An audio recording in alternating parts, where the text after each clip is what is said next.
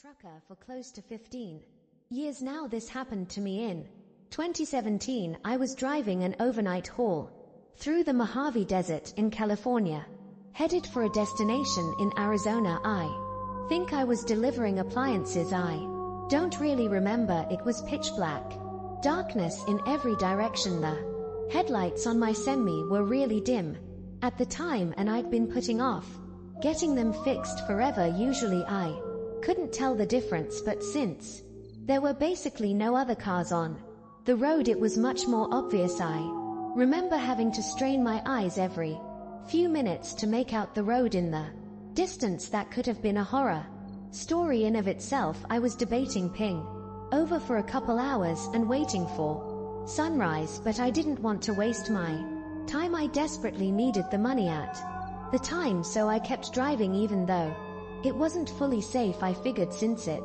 was basically a straight line, it would be okay. I think it was about an hour before sunrise when I saw something approaching fast in the distance. Worried about hitting an animal, I slammed on the brakes as my truck screeched to a stop. I realized what was in front of me, a car with its hazards on. The weird thing was that it was in the exact middle of the road, like literally on the double yellow.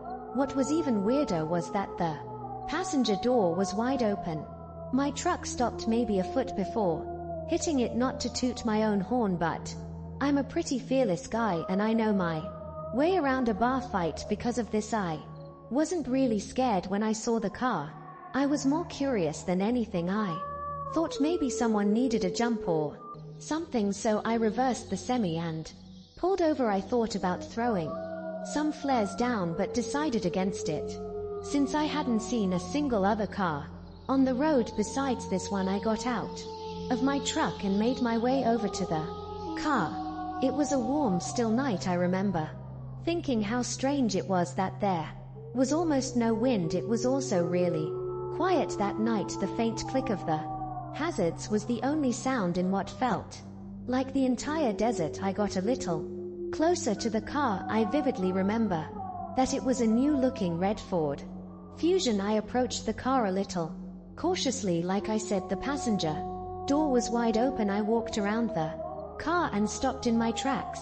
It was completely empty. I made sure of it to check in the back seat and anywhere someone might be laying down. There was literally no one inside. All of a sudden, I was much less sure about the situation. I was expecting someone to need help of some sort, maybe even someone who took a nap in a really dumb spot. I certainly wasn't expecting this. Though the car was literally empty, I cast a few glances over my shoulder, feeling a lot more uneasy now. I kept whipping my head around, looking in every direction. I felt like someone was going to charge me or something. The problem was it was so dark that I couldn't see that far in front of me except for what was lit up by my truck's headlights. It was eerie. I waited a while longer, thinking about getting back in my truck and forgetting about this whole thing. Someone was out there somewhere. Against my better judgment, I decided to keep investigating. I looked inside the car, but everything seemed completely normal. The key was even in the ignition, although the engine was turned off. I got back out of the car and made my way over to the trunk. Might as well have a look, I figured. I went to open it, but it wouldn't budge. Locked. I grabbed the key out of the ignition and unlocked the trunk. Still though, the thing wouldn't budge. It was jammed from the inside. Somehow I opened the back door and tried getting at the trunk through the back seat. To my surprise, it actually opened. There were 3 squish garbage bags back there, along with a rope that was tying the trunk closed. I remember glancing one more time over my shoulder before reaching for them. The coast was clear. I must have been within 5 in from one of the bags when the loudest gunshot I've ever heard rang out into the night. I slammed my head on the roof of the car in shock. I didn't even think. I threw the keys on the front seat and got out of the car as fast as I could. As I was climbing into my semi, I heard a grungy voice yelling in the distance. He yelled "Hey" a bunch of times and his voice seemed to be quickly approaching. I scrambled into the semi and turned it on. I threw it in gear as fast as I could. I remember cursing a bunch of times as the engine initially stalled, and that's when I saw it. As my truck began pulling out, I saw a person standing at the trunk of the car. It was a short husky guy with red hair. He was wearing overalls and shin-high boots. In his left hand he was holding a small shovel. In his right there was an old-looking hunting rifle. We locked eyes for a few seconds as my truck began to drive past him. He didn't move. I remember him not looking crazy or anything. He had this worried look on his face. As I passed him, he dropped his shovel and started waving his hands. He yelled wait a few times, but I wasn't staying there another second. As I drove away, I watched in the rearview mirror as he ran after my truck for a few seconds before sprinting back to his car. It was clear he wanted me to stop, but there was absolutely no way I was going to do that.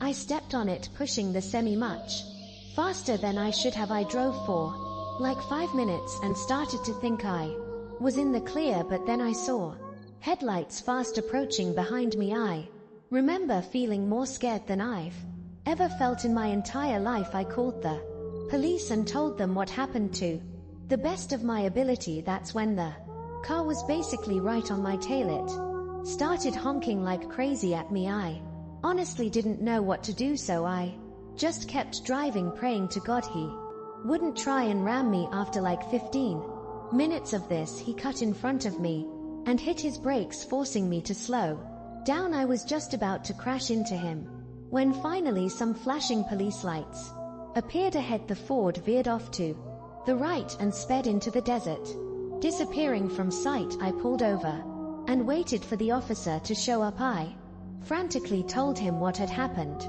but the useless cop decided to get a report from me rather than chase the guy down. I was so pissed about that. I told the guy like twice that he could probably catch up to him if he left now.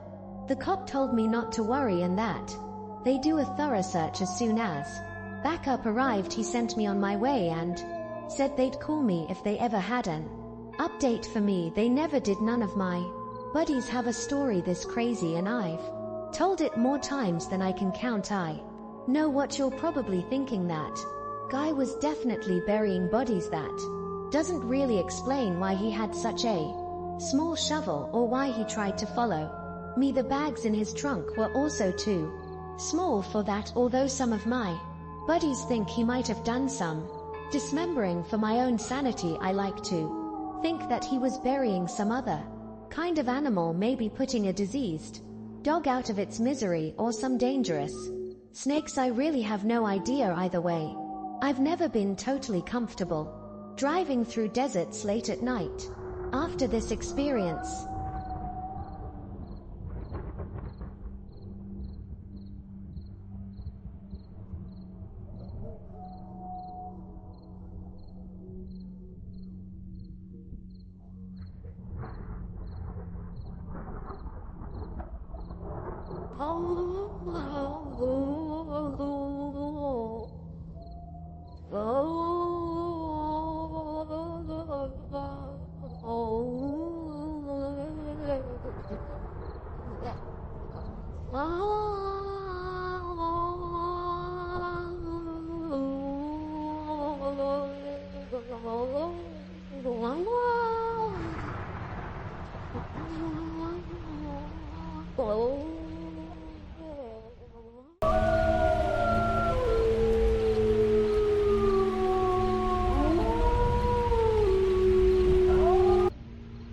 I'm sure you've seen some of the more modern videos online where truckers will document their daily routines and provide tips for each other, or maybe you haven't, but being as I'm on the younger side in this industry, every time I open TikTok or YouTube Shorts, that's all I see. I won't get into it, but I had to drop out of a pretty prestigious university for some personal reasons, and people always tell me I could have been more than a trucker. It's honestly not that gig though. I've been making deliveries for north of 2 years.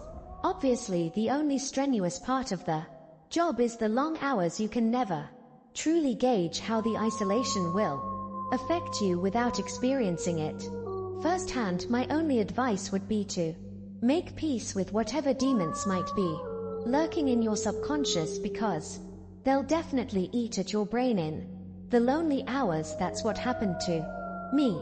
Anyway, this happened to me 3 months after getting employed by my first company. I was basically as new in this trade as one could get. I was driving from southern New Jersey to Lafayette, Indiana, a 12-hour drive. 12 hours driving might not seem that crazy, but factor in the fact that I just completed an 8-hour trip, and that should put things into perspective. I wanted to get deliveries done as quickly as possible, so I opted to drive through the night.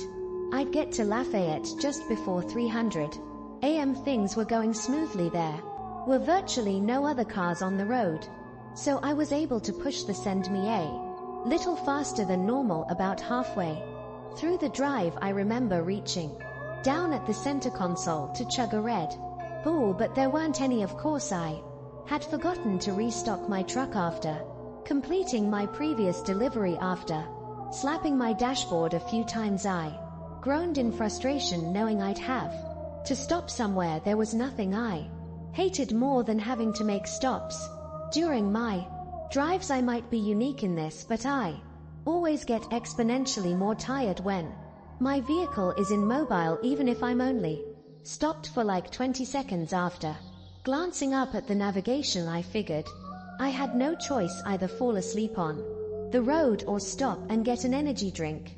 In my brain, those options were pretty much equivalent. Reluctantly, I pulled into the first service stop I saw. I had literally no clue where I was, probably somewhere in Ohio at this point. Too late, I realized this wasn't actually a service stop. It was what looked like an abandoned gas station and a repurposed convenience store. Not sure if there's any better way to describe it. Either way, it looked like there was another quick stop store not far up the road, so I figured I'd go there. If anything, I parked the semi and made my way over to the first convenience store. To be completely honest, I was expecting one of two things to happen: either the place would be open or the door would be locked. You can imagine my surprise then when the door swung open into a pitch-black store. I looked around, hoping maybe I'd get lucky and there would be a drink or snack left behind. Just before I was about to turn around, my eyes adjusted to the darkness, and I picked up on a faint glow emanating from the corner of the room. I made my way over to it, and the glow turned out to be coming from a back room of some sort. Curiosity got the better of me, and I opened the door slowly. To my pleasant surprise, there was a plugged-in refrigerator against the wall. Eagerly, I opened the door but found nothing. Literally nothing. The shelves had literally been removed, like the whole appliance had been gutted. As I was shutting the door, I was 90% certain I heard a clatter from the main room, like something hitting the floor. I froze for a good 10 seconds. Had I imagined it? There was no way. Quietly, I walked back into the main room and looked around. Nothing. Part of me wanted to keep investigating. I didn't have time for this, though. I walked out the entrance door and basically jogged to the other shop. It was open. Thank God. I paid for my drink and made it back to my truck. Something about this whole stop felt wrong. I needed to get back on the road as soon as possible. I took one last glance at the abandoned store and noticed the door was now open. I was 100% positive I had shut it behind me. It wasn't my job to figure out what was going on here, though, so I started the engine and merged my semi back onto the highway. The caffeine started kicking in and snapped me out of my tired haze pretty quickly. My mind began to wander, and I started thinking about how bizarre that whole thing had actually been. I guess a squatter or an abandoned building wasn't the strangest thing in the world, but my brain couldn't explain that refrigerator. No matter what theory I thought of, I tried to forget about it and kept driving. It was then that I started noticing weird movements in the curtain behind me. Sweat started dripping down my Forehead. I watched in the rear view mirror as the curtain seemed to billow and move even though I didn't have the air on. I thought the worst, there was someone in my truck. I didn't have any weapons on me or anything, so I discreetly punched in the nearest police station on my phone. The drive there was the most tense and horrifying 20 minutes of my life. I kept imagining that person reaching out to grab me or trying to crash my truck. Finally, I approached the police station. I stopped the semi as close as I possibly could get and basically ran over to the police station. In seconds, my truck was surrounded by police, and after I opened the back, what I saw will stay with me for life. The police pulled out 3 homeless-looking people, 2 men and 1 woman. They were wearing rags and were wrapped in nasty-looking blankets. One of the men was armed with 2 switchblades. All 3 of them refused to talk but stared menacingly at me as they were getting cuffed. I have no idea what they wanted. I don't think I'll ever know.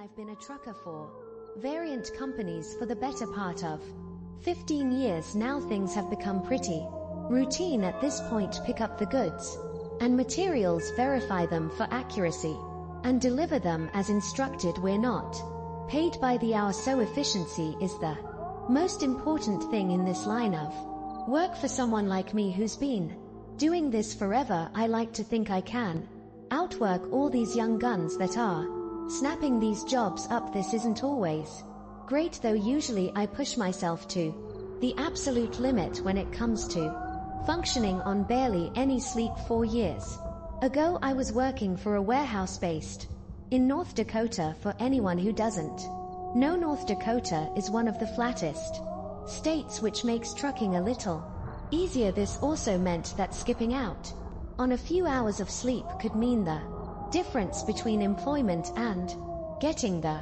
sack. It was a chilly Tuesday morning in May. The beginning of the week meant that more loads needed to be shipped, which meant more work for me. I wanted to KN it all out in one shot, so I traced my route into Montana accordingly, planning on not stopping even once to sleep. I hit the road a few hours after lunch, expecting to reach my destination very early. The next morning I pushed the semi as much as possible, doing maybe a couple over the speed limit. It was getting late and I remember rubbing the crust for my eyelids as the clock ticked past midnight. I was having trouble keeping my eyes open, but I only had about an hour left in this drive, so I gritted my teeth and kept going. My buddy Tristan, who was also a trucker, introduced me to smelling salts when I first started out. If you don't know, smelling salts are basically some kind of crystals in a little bottle. One sniff and you're wide awake. You had to be careful though, too many backtack uses could be dangerous, or at least that's what Tristan told me. They burn your nose a little bit, but whenever I needed a boost I'd reach for the smelling salts first. This was one of those times I took a big whiff and shot my head back, my reflexes taking over. I felt the adrenaline course through my body, and I hoped the feeling would last the rest of the drive. A half-hour shot by and I was really struggling. I felt myself start to doze off, and the blare of my truck drifting into the shoulder jolted me awake. This was getting dangerous. I thought I had to pull off. I was all alone on the highway, but there was nowhere to pull off. There was just woods on either side of me. I slowed the truck down, searching desperately for somewhere to pull over at this low speed. My headlights pierced through the darkness, and I was able to see a lot more. As I looked around, I saw something that confused me. There was a purple dress lying in the middle of the road. What the hell, I thought, rubbing my eyes. Was I hallucinating? I blinked like 6 times just to make sure I wasn't going Crazy it was real. I approached the dress with my truck and stared at it as I rolled by. In hindsight, this should have been more of a red flag, but I think I was just too exhausted to process what was going on. About 200 or so yards away, I passed a pair of shoes. Now I was starting to freak out. What the hell was going on? I passed the shoes, praying to God there would be a place to pull off soon. My old man David was a super religious guy, so I clutched his old cross and hoped he would come through for me. A little further up the road, I saw a bunch more random clothing, some of which looked like little kids' clothing.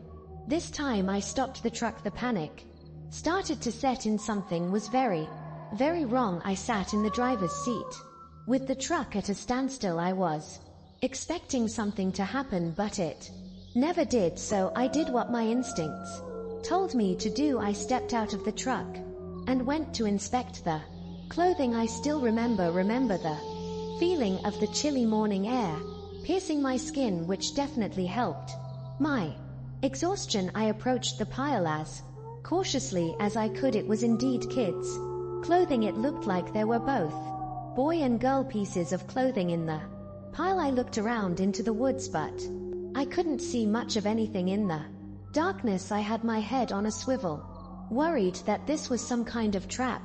I decided it was not my business to figure out what was going on, so I made my way back to my truck. Just then I heard a crunch from the left. I whipped around, trying to see what was there. I stood there waiting to hear another sound. After about 30 seconds there was another crunch, but this time from the opposite side of the road. My survival instincts kicked in and I sprinted towards the truck. I jumped into the front seat, but just before I slammed the door I heard a child scream ring out. I froze, my heart bursting out of my chest.